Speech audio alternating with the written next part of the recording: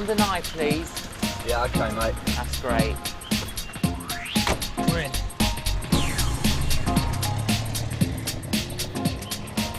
Joe, we've looked at a lot of questions today, but I think the questions that we're going to look at now are probably the biggest stumbling block for most people in believing in God. And that's the whole issue and the complex issues regarding suffering and evil. And I suppose the first question to ask is this: how can a loving God allow so much suffering in the world? Well, it's a crucial question, because every single belief system, every worldview, not just Christianity, has to offer an answer to this question. Yes. It's a question about morality. It's a question about justice, essentially. Some people would say it's a moral complaint against God. How do the different worldviews face and deal with the question of suffering? We've said there are only 3 worldviews, and those Yes. 3 actually reduced to 2. But let's go with the 3 for a moment. Okay. Naturalism.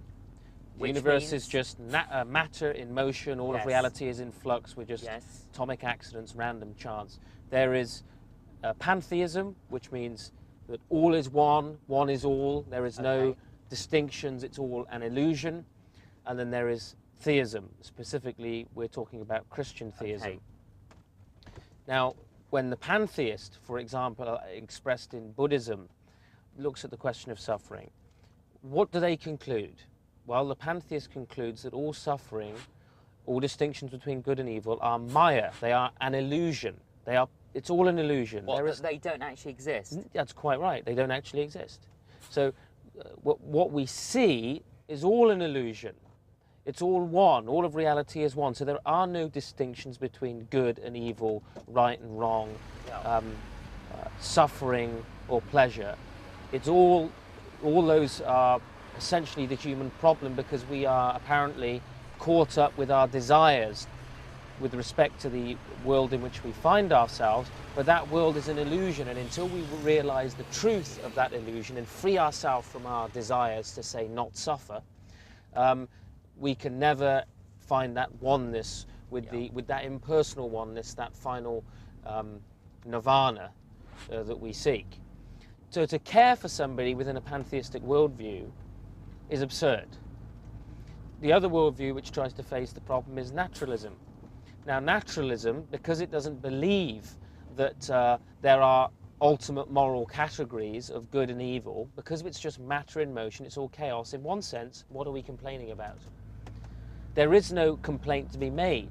As Richard Dawkins argues, at least at this point consistently, that in a world of so-called selfish genes, there isn't any justice, good and evil, or injustice. It's just blind, pitiless indifference.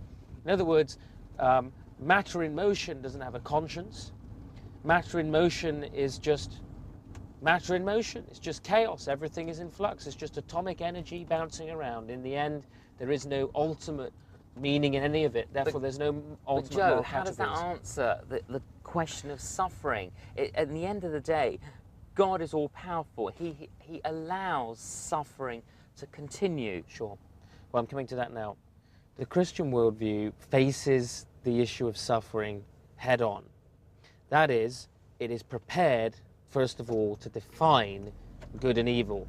It's prepared to recognize that it's not an illusion, and it does actually exist in an absolute sense. It does. Now, we have to ask ourselves, what must be assumed as true in order for a question about good and evil, about suffering, to be meaningful?